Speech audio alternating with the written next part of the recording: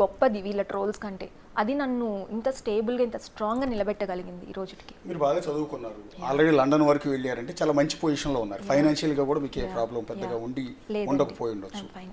So happy life మీది. Yes. Happy life lead చేస్తున్నారు. సరే తెలుగుదేశం పార్టీలో మీకేం పోస్ట్ కూడా లేదు నిజానికి. గతంలో టీడీపీ అధికారంలో ఉన్నప్పుడు మీకేం పదవులు కూడా ఇవ్వాల. అవును. ఆ పార్టీ వల్ల మీకు పెద్దగా వచ్చింది కూడా ఏం లేదు. అవునండి. మరి ఎందుకు ఇంత పార్టీని భుజాన వేసుకుని పార్టీ వాయిస్ వినిపించి ఒక ప్రభుత్వంతో గొడవ పెట్టుకున్నారు? డైరెక్ట్గా ఒక ప్రభుత్వంతో యుద్ధం చేశారు. జగన్ లాంటి అవునండి. వ్యక్తితో యుద్ధం అవును. చేయాల్సిన పరిస్థితి ఎందుకు?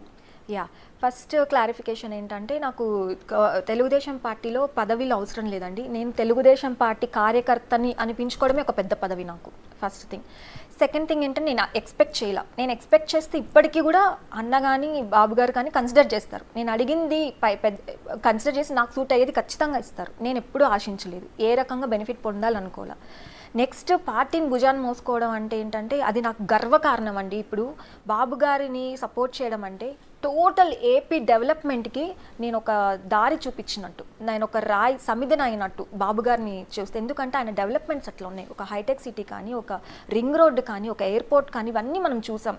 సో నేను ఈరోజు చంద్రబాబు నాయుడు గారికి ఒక సపోర్ట్ చేసి, తెలుగుదేశం పార్టీకి సపోర్ట్ చేసి జనాలందరికీ ఒక ప్రభుత్వం చేసిన అంటే గత ప్రభుత్వం చేసిన అన్యాయాలను తెలియజేసి అవేర్నెస్ క్రియేట్ చేస్తే తెలుగుదేశం పార్టీ అధికారంలోకి వస్తే ఒక రాజధాని అమరావతి వస్తుంది. ఒక అమరావతి వస్తే ఎన్నో లక్షల కుటుంబాలు బాగుపడతాయి, ఎంతోమంది యువత జీవితాలు బాగుపడతాయి, స్టూడెంట్స్ లైఫ్ బాగుపడుతుంది, అమ్మాయిలకి రక్షణ ఉంటుంది, స్టేట్ అన్ని రకాలుగా ముందుకెళ్తుంది అని ఒక్క దీంతోనే నేను తెలుగుదేశం పార్టీ తెలుగుదేశం పార్టీ మాత్రమే చేయగలదని ఇప్పటికీ నమ్ముతాను, ఎప్పటికీ నమ్ముతాను. అందుకే ఈ పార్టీకి సపోర్ట్ చేశాను. ఏ పదవులు ఆశించకుండా ఒకరు మీరు, రెండు అనూష ఉండవల్లి, ఇట్లాగ పరుచూరి రమ్య, పంచుమర్తి అనురాధ, లేకపోతే గౌసు శిరీష, ఒక గ్రీష్మ, ఇట్లాంటి పేర్లు చెప్పుకుంటే చాలా వేళ్ల మీద లెక్క పెట్టాయి. ఇంకొన్ని పేర్లు మర్చిపోయాం. అగ్రెసివ్గా మీ మాదిరిగా పార్టీని భుజాన్ని వేసుకుని ఏ పదవులు లేకపోయినా పనిచేశారు మీరందరూ. ఇప్పుడు పార్టీని అధికారంలోకి తీసుకురావడంలో మీది చాలా కీలక పాత్ర. ఇప్పుడు చాలామంది అసలు పార్టీతో సంబంధం లేకుండా ఈ 5 ఏళ్ల పాటు చక్కగా ఇంట్లో కూర్చున్న వాళ్ళు వచ్చి పదవులు అడుగుతూ ఉన్నారు. పార్టీ నాది నాదని అధికారం చేరగానే మొత్తం ఈగల్లాగా చేరిపోతూ ఉన్నారు. మరి ఇంత కష్టపడిన మీకు, మీ అందరికీ సరే పంచుమర్తి అనురాధ గారు లాంటి వారికి అయితే ఎమ్మెల్సీ ఇచ్చారు, ఓకే, మిగిలిన వాళ్ళందరికీ ఏమీ లేవు. సో ఆ పార్టీ ఆ రకమైన గౌరవం ఇస్తుందా మీకు? ఖచ్చితంగా ఇస్తుందండి. ఇప్పుడు ముఖ్యమంత్రిగా చంద్రబాబు నాయుడు గారు అయిన తర్వాత సార్ నేను కలవాలనుకుంటున్నానంటే లొకేషన్ నన్ను కలవాలనుకుంటున్నప్పుడు ఎంత బిజీ షెడ్యూల్ ఉందో అందరికీ తెలుసు. మినిస్టర్స్కి ఎమ్మెల్యేస్కి అపాయింట్మెంట్ దొరకడమే కష్టమైన టైంలో నేను కలవాలనుకున్నప్పుడు నాకు అపాయింట్మెంట్ దొరికింది, వాళ్ళని కలిసి అదృష్టం దొరికింది, బాబు గారు నన్ను దీవించే అదృష్టం నాకు దొరికింది. సో అది గుర్తింపే కదండి. ఇప్పుడు నేను ఒక అధికారం లేనప్పుడు కూడా నేను బాధపడుతున్నానని తెలిసి బాబు గారు నాకు కాల్ చేశారు, ధైర్యం చెప్పారు.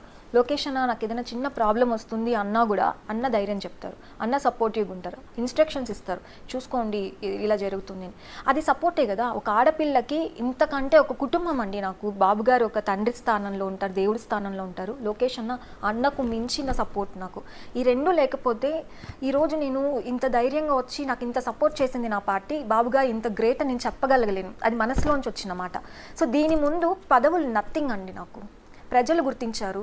నేను ఏ కారణం అయితే గెలవాలనుకున్నానో ఆ కారణం నిజంగానే జరిగింది. బాబు గారిని కూర్చోబెట్టాలనుకున్న సీఎం కుర్చీలో నా స్థాయిలో నేను ఎంత చేయగలను అంత చేశాను, కూర్చోబెట్టాను. I'm done. I'm very happy. నాకు ఇంకా ఏ పదవి ఇచ్చినా అంత సంతోషం రాదు. ఒకవేళ బాబు గారు లొకేషన్ పట్టుబట్టి లేదు నువ్వు రాజకీయాల్లోకి రావాలి, నీ సపోర్ట్ ఇంకా అవసరం స్టేట్కి అంటే కనుక నాకు కెరియర్ని వదిలేసి కూడా ఇప్పుడు నేను చాలా కంఫర్టబుల్ లైఫ్ అక్కడ. మీరు చెప్పినట్టు బిజినెస్ ఉంది, నాకు హిప్నోథెరపీ ప్రాక్టీస్ చేస్తున్నాను, జాబ్ చేస్తున్నాను, ఫైనాన్షియల్గా నాకు ఏం ప్రాబ్లం లేదు, very comfortable and peaceful life. But ఒకవేళ కనుక పార్టీ కనుక డెసిషన్ తీసుకొని నా అవసరం ఉంది అనుకుంటే కనుక ఒకటి ఏమన్నా నాకు ఇస్తే కనుక నా కెరియర్ని వదిలేసి అన్న కోసం, బాబు గారి కోసం, రాష్ట్రం కోసం పనిచేయడానికి నేను రెడీగా ఉన్నానండి. ఎప్పటి నుంచి అండి మీకు వైఎస్ఆర్ కాంగ్రెస్ పార్టీ అంటే జగన్ పరిపాలన ఎప్పటి నుంచి నచ్చలేదు మీకు? అంటే ఏ ఇష్యూ నుంచి మీరు ఆ పార్టీకి అగైనెస్ట్గా వీడియోలు రిలీజ్ చేయడం కావచ్చు, కోచింగ్ చేయడం కావచ్చు, ఇదంతా మొదలుపెట్టాడు? సో బేసిక్గా నాకు జగన్మోహన్ రెడ్డి గారు 2019 ఎలక్షన్స్కి ముందే ఆయన మైండ్ సెట్ అర్థమైపోయింది. ఎందుకంటే జనాలకి ఒక తల మీద చేయి పెట్టేసి ఫేక్ ప్రచారాలు చేస్తున్నారని ఆయన ఓదార్పు యాత్రలు చేశారు కదా, అప్పుడే నాకు అర్థమైంది ఇదంతా ఫేక్, ఇదంతా నటన అని. I can read somebody psychology అండి. నేను కాన్సన్ట్రేట్ చేస్తే ఐ కెన్ రీడ్, నాకు అర్థమవుతుంది. అది నా అదృష్టం అనుకోవచ్చు. సో నేను అలా చూసినప్పుడు జగన్మోహన్ రెడ్డి గారు ఇదంతా నటన, జనాల్లో పోగేసుకుంటున్నారు, పబ్లిసిటీ చేసుకుంటున్నారు తప్ప నిజంగా ప్రజల మీద ప్రేమ కాదు, అధికారం కోసం చేస్తున్న ఒక అడుగు అని నాకు అనిపించింది అప్పుడే. దెన్ 2019 ఎలక్షన్స్ ప్రచారం అప్పుడు కూడా ఆయన ఇచ్చిన హామీలన్నీ కూడా నిజానికి విరుద్ధంగా ఉన్నాయి, ప్రాక్టికల్గా వర్కౌట్ అయ్యేవి కాదు. నవరత్నాలను పెట్టారు, ఎగ్జాజరేట్ చేసి చెప్పేశారు. అండ్ ఇమీడియట్లీ రిజల్ట్స్ తర్వాత 3 క్యాపిటల్ సిటీ